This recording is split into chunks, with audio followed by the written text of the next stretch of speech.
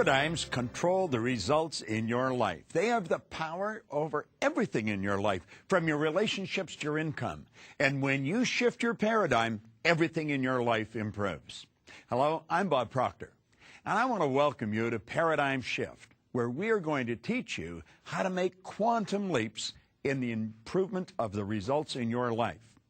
Do you know, to do this, we have to get in and talk about the mind, because paradigms, it's all about the mind.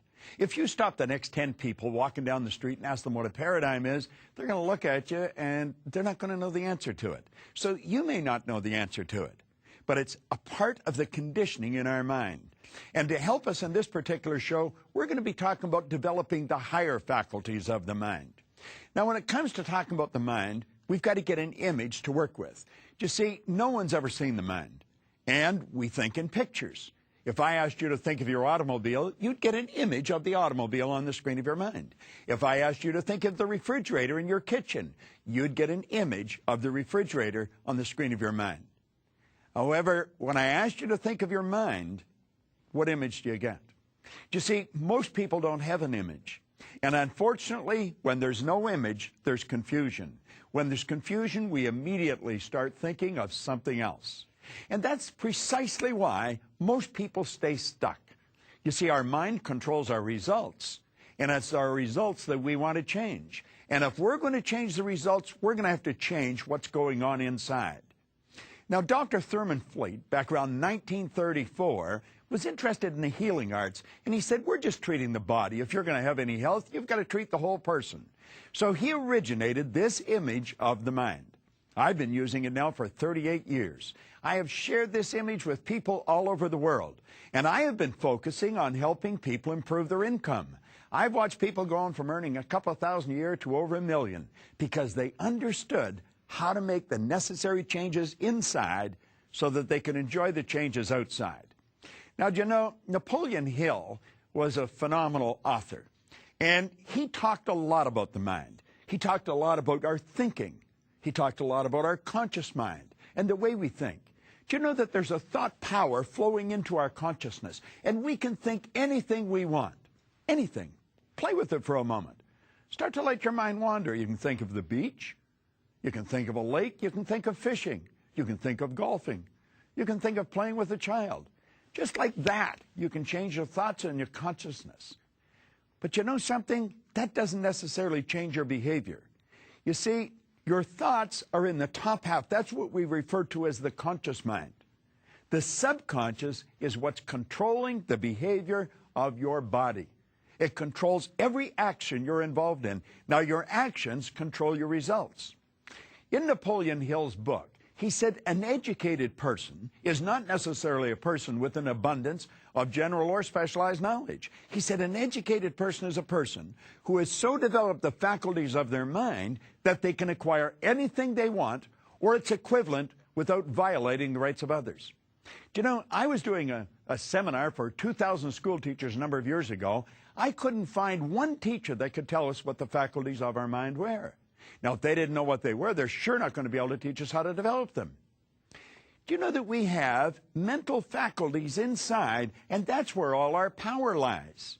And what we want to learn to do is develop those faculties. Now, let's come back to this little drawing. And we take a look at it, and I want you to take a look now at these little antennae that are sticking up from the part where the feelings are resident. Why do we feel the way we feel? We feel the way we feel because of the vibration we're in. See, feelings are a word that we invented to describe our conscious awareness of the vibration we're in. Now, we have sensory factors. We can see, hear, smell, taste, and touch. And do you know that you and I are conditioned to live through those sensory factors? We look at our bank account, and that tells us where we're at financially. We take a look at x-rays or listen to the doctor, and that tells us where we are physically insofar as our health is concerned. But does it really? Why do we do that? Well, we do it because we've been conditioned to do it. As a little child, we were told to listen to what I'm telling you. Well, you look at this. And then we went to school, and what did they do? They give us a sheet of paper that they called a report card.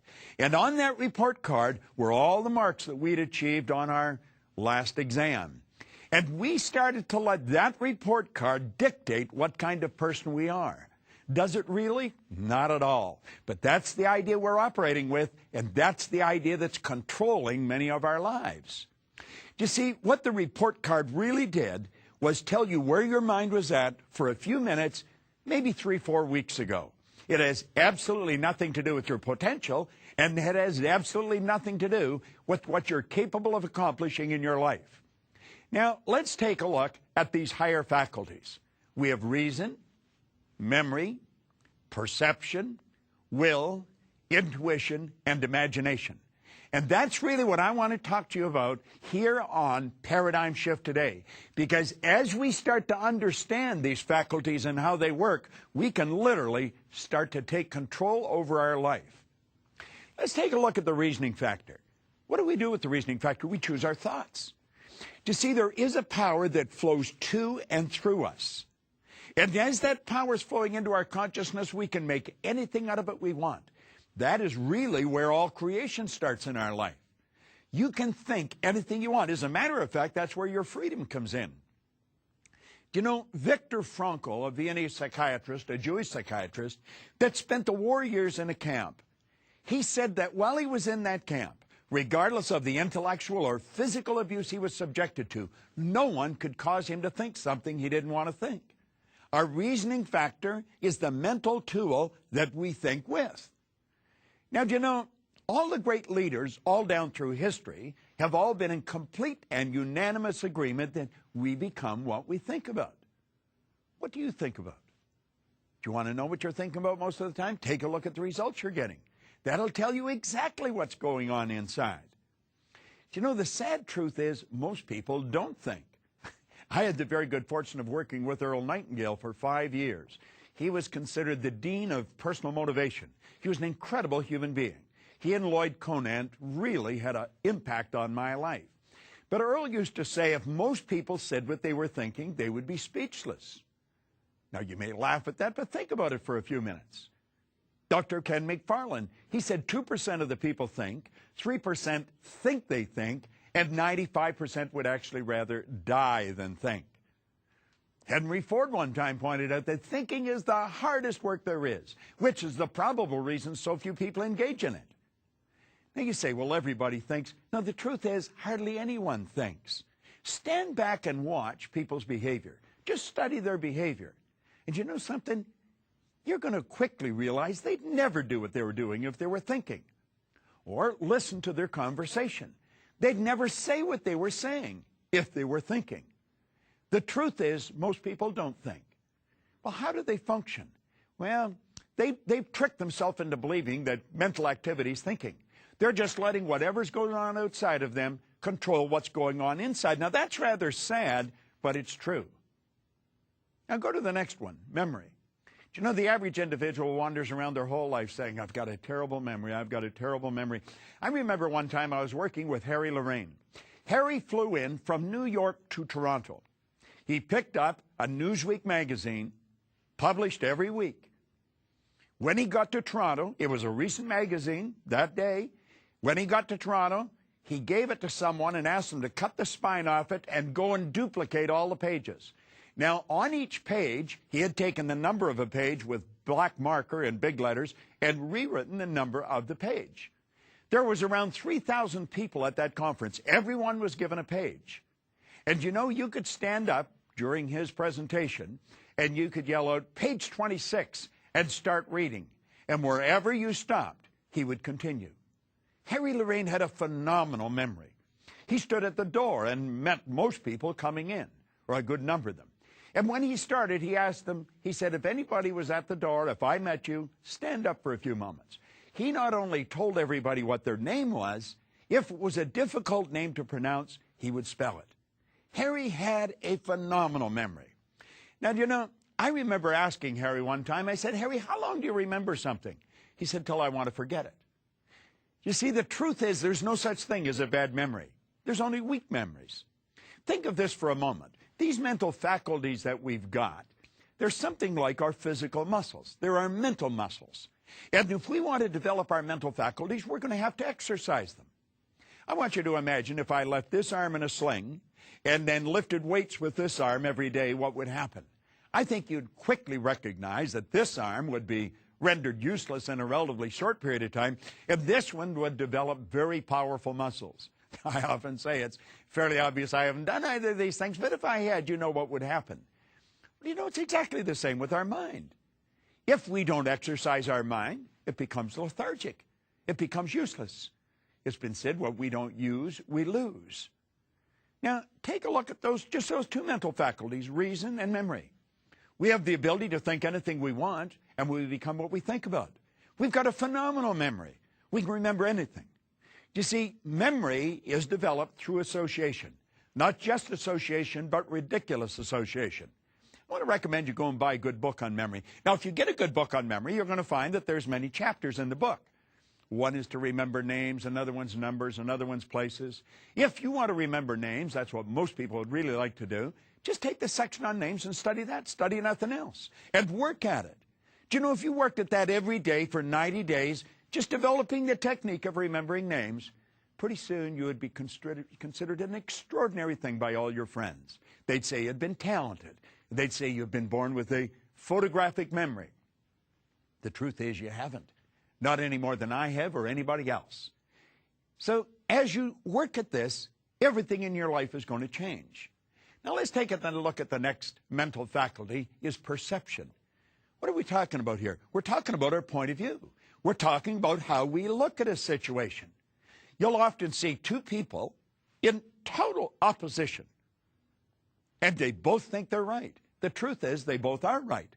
You know, I have a book that I hold up in a seminar. It's Think and Grow Rich by Napoleon Hill. I've been carrying this book with me since 1963.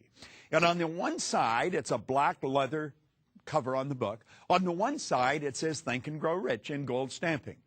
Gold's almost worn off now, but it is there. On the other side, there's nothing. Now, I will frequently stand in front of a person and hold that book up. They're staring at it. All they can see is what's on the cover of the book. And then I look at the person and I say, I'm going to tell you there's nothing printed on the cover of that book. Am I right or wrong? And they'll immediately say I'm wrong. Now, I said, if I insist that there's nothing on the cover of the book, what have I done? I have drawn your conscious attention to what is printed on the cover of the book. You see, I am causing you to focus on what is in front of you. I'm not causing you to look at it from my point of view. I'm causing you to look at it from your point of view. And they'll insist that I'm wrong. And then I turn the book around. Well, they don't want to let go of the fact I'm wrong, but I said there's nothing on the book. And there's nothing on the book where I was looking at. What was I doing? I was looking at the opposite side of the same thing. We're both looking at the book. Now, I point out there's two sides to the book. And since that person's facing me or I'm facing them, what I consider the right side of the book, they'll consider the left side. What I consider the left, they consider the right. Think of this. This whole universe operates by law. Dr. Werner von Braun said that the natural laws of this universe are so precise that we don't have any difficulty building spaceships. We can send people to the moon, and we can time the landing with the precision of a fraction of a second. One of these laws is the law of polarity. The law of polarity decrees that everything has an opposite. It's the flip side to the coin, the right side to the book, the left side, the front, the back. Well, you might consider this the next time you disagree with someone. And you might be saying they're wrong. They're right from their point of view. It might not be taking them where they want to go, but their point of view is still just as every bit as accurate and as right as yours. So do you see, it's not what we're looking at, it's how we're looking at it. You know, until I was 26 years old, I looked at the side of me that wasn't capable of doing anything. I never accomplished anything. Nothing. I failed at almost everything I ever did. School, I went into the Navy, I went in an ordinary seaman, come out an able seaman. Then I went to work in factories and bars, and I was sitting in a fire hall when I picked up Napoleon Hill's book. And I started to study it. And that got me to think. I started to use my higher faculties. And I stopped, and I used to think, wonder what I am capable of doing. You see, what I was doing, I was looking at the downside of my life. I wasn't looking at the upside. I was looking at the things I had done wrong. I wasn't looking at my potential. And you know, that book caused me to totally shift my perception of who I was and what I was. I started to understand some of these higher faculties, and my whole life began to change. Do you know, I went from earning $4,000 a year in 1 year to $175,000. Then it went over $1 million. I have shared these ideas with people all over the world for the past 38 years. I am firmly convinced I can show anyone how to become a millionaire simply by shifting their paradigm. And if you're going to shift your paradigm, you're going to have to learn how to use these higher faculties. Now take a look at the next mental faculty, is the will. The will is a marvelous tool. The will gives us the ability to concentrate. You see, I mentioned earlier that there's a power that flows to and through us. And as it flows through us, we give it direction. Do you know, the will to the mind is something like what a magnifying glass is to the sun. I can hold a magnifying glass, and I did when I was a child, and you probably did too, and we could cause the sun to focus. We would marshal that energy and bring it to a white-hot bead, possibly on a piece of paper, maybe leaves, sometimes on ourselves. And what did we do? We started to fire with it. We took the heat of the energy, focused it, brought it to a white-hot bead. Well, you know, that's what the mind does with the will. The will gives us the ability to take an idea and hold that idea and zero right in on something. You're going to find that all top salespeople have a highly evolved will. All top leaders have a highly evolved will. You see, it's the will that gives us the ability to focus. Think of this for a moment. Remember, we have those sensory factors. We can see, hear, smell, taste, touch. Well, they're forever picking up information from outside. All of nature's creatures respond to outside stimuli. Well, the will picks up information from outside, and it scatters our brain, literally. So we've got a zillion pictures. Most people have more ideas on the screen of their mind than you'll find in an encyclopedia in a matter of a minute or two. But the person who has a highly evolved will, they think, they build an image, and they focus on that image. And they're the people that really make things happen. It's the salesperson that focuses on the sale. It's the leader that focuses on the objective. You know, I've got a couple of statues of Napoleon in my home. And I've got him there for a couple of reasons. I don't think he was a particularly nice guy, but he was a very powerful leader. One of his biographers called him organized victory. Another one said he had immense capacity for sustained concentration. You know, one of his biographers quoted him. He said, "I see only the objective, the obstacle must give way." Well, Napoleon had a highly evolved will. Now let's move on to the next one, intuition. You know, we talk about a woman's intuition. Women don't have any more intuition than men do. Intuition is a mental faculty. You'll often hear people refer to it as a sixth sense. It's not a sixth sense. We have 5 senses. We can hear, see, smell, taste, touch. Intuition is a mental faculty, and it's something everyone has. Everyone has a highly evolved intuition. Your intuitive factor is what picks up other people's vibration. When you wander in the home and somebody says, "What's wrong?" you say, "Nothing." The dog even knows something's wrong. You'll see it shooting under the table. You'll pick up people that are moody people. What do we mean by that? Well, they're either in a good mood or a bad mood. In other words, there's good energy around them or there's bad energy around them. And some people, you want to take their temperature before you even speak to them because you don't know whether they're going to kiss you or kick you. Your intuitive factor is that mental faculty that picks up the energy around a person. You see, your mental faculties really tell you a lot. Your body is a molecular structure. Your body is a mass of energy and a very high speed of vibration. Do you know, Simeon Kirlian, way back in the 30s, perfected a form of photography where you can photograph the energy field around a body. Now, as you change the images in your mind, the density and the color of this energy will change. Well, it's your intuitive factor that picks up that energy. And you see, when you're dealing with the mind, there isn't any such thing as time or space. You could have a good friend that's wandering down the Champs-Élysées in Paris, and you could be on Fifth Avenue in New York, and you'll get a strong vibration that you should phone that person. You're picking up their energy, their thinking. You see, thought waves are cosmic waves that penetrate all time and space. Well, your intuitive factor is what picks up their thought vibrations. Do you know, I've got a very highly involved intuitive factor, and it isn't by accident. I've consciously and deliberately worked at developing it because I'm working with audiences all the time. You're going to find that most musicians have a highly evolved intuitive factor. They may not be aware of it, but they're working with the energy of the audience all the time. Well, when you develop your intuition, you've got one of the most phenomenal faculties that you're ever going to find, and it's going to work for you. And you can do that. Now, let's go to the final one. We're going to the imagination. Someone said it's the greatest nation in the world. Napoleon Hill said the imagination is the most powerful, most miraculous, inconceivably powerful force that the world's ever known. Think of it, an imagination. Do you know, we can build anything in our imagination. Do you know that's where all creation begins in your life? Van Gogh was a great artist. He was asked one time, he said, how he did such beautiful work? He said, I dream my painting, and then I paint my dream. Well, you know that's what you do. That's what I do. Everything's created twice, once on a mental plane and once on a physical plane. Do you know that the internet has always been here? It took someone's imagination to see it. How do you really want to live? Do you know that your imagination will take you there? Do you know what our problem is? We build the picture of how we really want to live, and our paradigm knocks that out of our mind. Because the paradigm's saying, you can't do this.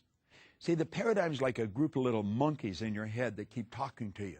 And they keep telling you why you can't do something.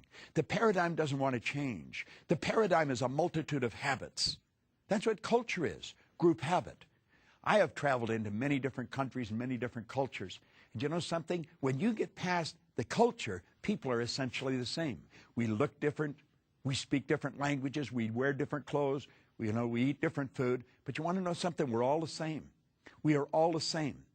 We have a marvelous mind. There is only one mind. It's not a mind for the black and a mind for the white, mind for the Asians, mind for the Caucasians.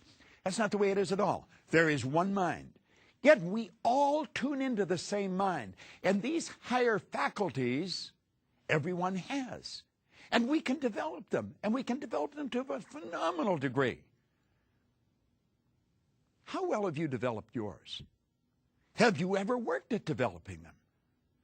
That's what paradigm shift is all about. You see, we want you to take a serious and a conscious look at your life and ask yourself, how do you really want to live? That's what this series is all about. You're capable of doing anything you want. I want to suggest you start thinking of your income. You know, that's an area that most people want to improve. I think it's inherent within us to want to enjoy time and money freedom. And you're capable of enjoying time and money freedom. You're capable of doing anything that you really want to do. What do you really want to do? You know, most people really don't know. If you stop the average individual on the street and ask them, what's your goal? Where are you going? What do you want to accomplish with your life? Most people don't know. It's rather sad. I'm going to share some statistics with you that are rather shocking. Do you know that 1% of our population earns 96% of all the money that's being earned? Think about that for a moment. That's almost ludicrous. As a matter of fact, if you're not familiar with it, you'll probably think I'm exaggerating, but I'm really not. 1% of our population earns 96% of all the money. How did I go from 4,000 a year to over 1 million? It was no accident. I decided that I was going to figure out what exactly did happen. And I've never stopped studying. That was 45 years ago. And you know what I found? Anyone can do it. Do you know most of the information that you're operating with that's been programmed into your paradigm is false? Oh, yeah. You see, I grew up with the idea if you're going to earn a lot of money, you've got to be really smart. Well, I knew that wasn't true because I wasn't very smart and I was earning over $1 million a year. Think about it for a moment. I grew up with the idea if you're going to really win, you're going to have to go through school. I'd gone to high school for 2 months, and yet I teach mental health to psychiatrists today. How do these things happen? Well, they happen because the person decides they're going to happen. You see, you and I have the ability to make a decision of what we're going to do with our life. Or we can let the paradigm control us and just sort of march along in lockstep type fashion. That's what most people do. You know, most people live the same. They live the way the guy next door lives. Who's following the guy next door? Who's following the guy next door? And you know something? Unfortunately, none of them seem to know where they're going. Why do they do that? Well, they don't really know. Do you know what it is? It's their paradigm. Go into a welfare area, and you know something? Almost all welfare recipients are third, fifth, and sixth generation welfare recipients. Do you know no one ever went through school in our family? When we got to a certain age, we were asked, are you going to go? And I said, no, I'm out of here. And as I started to study this material before I had any children, I just changed one question. I didn't ask them if they were going to go. I asked them where they were going to go. And they've all gone through school. Now, do you know you have the ability, through a decision, of changing your life? I'm going to ask you to stop and ask yourself, what are you going to do with your life? Do you know? Have you got it written out in a clear, concise statement? Do you know what your purpose is? Do you have a vision? Do you know what your goal is? Now, in this series, we cover all these different points. You're not going to learn how to make a paradigm shift here in 30 minutes. But if you keep studying this information, it will become as clear to you as it is to me. You see, I often say I've got license to brag about all the information I've got because none of it's mine. I have just been absolutely fascinated with why you and I do what we do, why we don't do many of the things we want to do. I decided a long time ago that I was going to be in control of my life. No one else was. And then I took a look at a globe one day, and I thought, you know, this world isn't that big. As a matter of fact, the world's shrinking. And I decided I want my company to span the world. And today I have offices all around the world. I'm doing exactly what I decided to do. And you know something? When I decided, I had absolutely no idea of how I was going to do it. That's part of our paradigm. The paradigm we get hung up on how. Do you remember when you were just a little child? That's really when the conditioning was really moving into high gear. And you come and said, Mommy and Daddy, I want to do so-and-so. And they say, how are you going to do that? And because you didn't know how, they discouraged you. Where are you going to get the money? And because you didn't know where it was going to come, they discouraged you. I heard a beautiful answer one time when a person was asked where all the money was going to come from. He said, wherever it is right now. You see, you can attract it to you. You can attract it to you in enormous quantities. Now, this is about all we have time for today, but remember, there's no shortcuts in life. There really isn't. However, I have found that you can make quantum leaps through the transference of information and experience. And you know, that's what this channel is all about. That's what these programs are all about. And that's specifically what the paradigm shift is all about. So I'm going to ask you to join me again in the next show, and I'm going to dig into this a little deeper. Wherever you see me, I guarantee I'm talking about one of two things. I'm talking about money or paradigm shifts. This is Bob Proctor, and I want to thank you.